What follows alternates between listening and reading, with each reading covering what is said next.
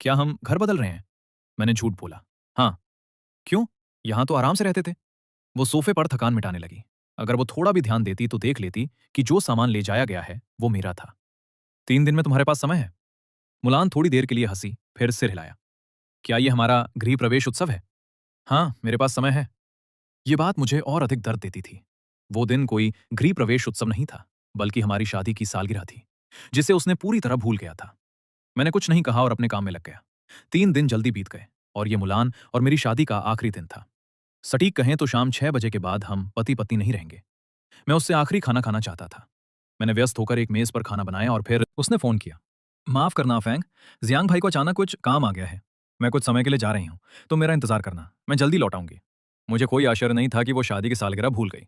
मैं और क्या उम्मीद कर सकता था। मैं ये सब इसलिए कर रहा था ताकि कोई पछतावा ना हो, लेकिन अंत में ये पछतावा ही बन गया। मैंने शाम 6 बजे का इंतजार किया, लेकिन मुलान नहीं आई। मैंने तलाक की सहमति पत्र धीरे से मेज पर रख दी और एक अंतिम पत्र भी लिखा, जो उसके लिए आखिरी था, जो याद दिलाता था कि हम कभी साथ रहते थे। मैंने बिना मुड़े ही पलटा और बाहर निकल गया। मैंने टैक्सी ली और सीधे हवाई अड्डे गया। रास्ते में मैंने सबसे नजदीकी उड़ान बुक की और फोन बंद कर दिया। मैं बाहर घूमना चाहता था, पहाड़ दरिया देखना चाहता था, खुद को पाना चाहता था। जब मैं विमान में बैठा, मेरा मन बहुत हल्का था। उस समय मुलान को कोई अज्ञात बेचैनी हो रही थी।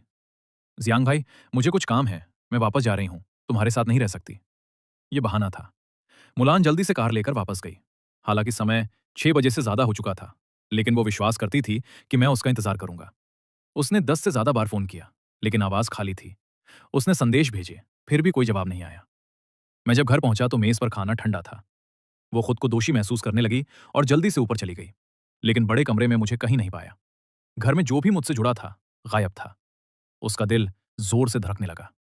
उसने फिर फोन किया, लेकिन आवाज खाली थी। वो और अधिक घबराई। वो कई बार घूमती रही। अंत में वापस भोजन कक्ष में बैठ गई और वहां फाइल देखी। वो फाइल जल्दी से पकड़ी और खोला।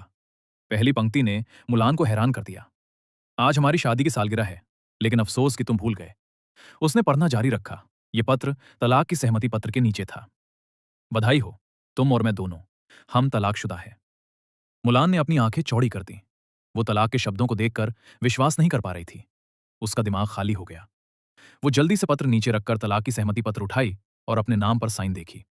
वो हस्ताक्षर उसे बहुत अच्छी तरह से पता थे। उसकी आंखें भर आईं। उसका चेहरा मुरझा गया। उसने फिर पत्र उठाया और पढ़ना जारी रखा। 1 महीने पहले मैंने तुम्हें धोखा दिया। तुम्हें साइन करने के लिए कहा था। वो विज्ञापन नहीं था, बल्कि तलाक की सहमति पत्र थी। मेरी स्वार्थी और छुपी हुई बात के लिए माफ करना, क्योंकि मैं नहीं चाहता था